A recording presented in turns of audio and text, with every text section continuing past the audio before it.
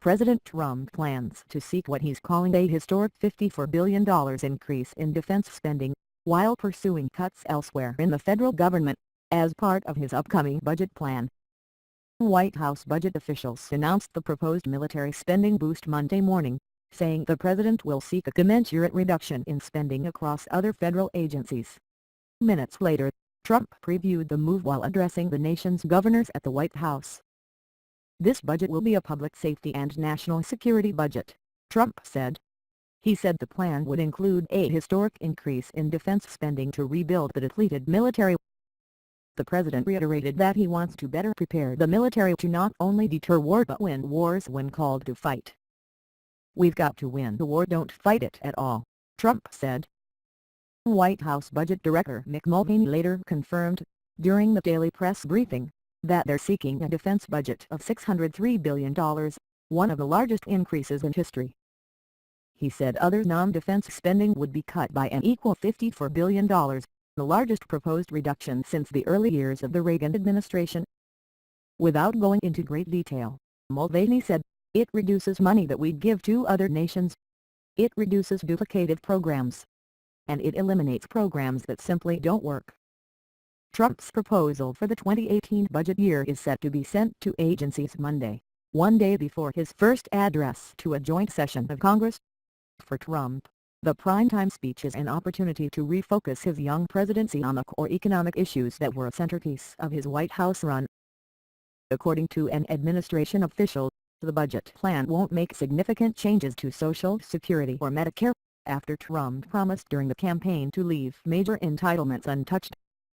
The Pentagon is due for a huge boost, as Trump promised during the campaign. But many non-defense agencies and foreign aid programs are facing cuts, including at the State Department. The specific numbers aren't final and agencies will have a chance to argue against the cuts as part of a long-standing tradition at the Budget Office.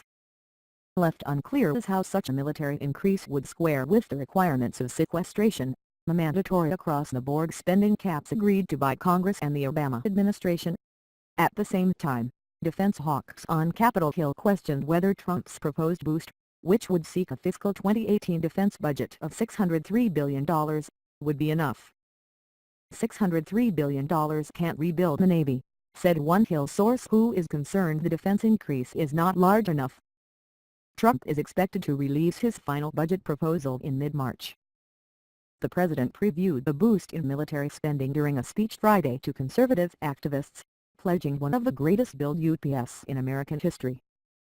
"We will be substantially upgrading all of our military, offensive, defensive, everything, bigger and better and stronger than ever before," he said. The White House Budget Office issued a statement confirming that an interim budget submission will be released in mid-March but declining to comment on an internal discussion. The president and his cabinet are working collaboratively to create the budget that keeps the president's promises to secure the country and restore fiscal sanity to how we spend American taxpayers' money, said Office of Management and Budget spokesman John Cifortacchi. Cifortacchi said that the March submission would only address agency operating budgets funded by Congress and that proposals on tax reform and so-called mandatory programs, they include food stamps, student loans, health programs and farm subsidies, will be released later. The March release is also expected to include an immediate infusion of cash for the Pentagon that's expected to register about $20 billion or so and contain the first wave of funding for Trump's promised border wall and other initiatives like hiring immigration agents.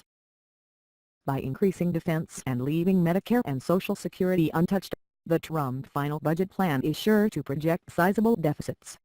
In the campaign, Trump promised huge tax cuts, but top GOP leaders like House Speaker Paul Ryan of Wisconsin don't want this year's tax reform drive to add to the budget deficit.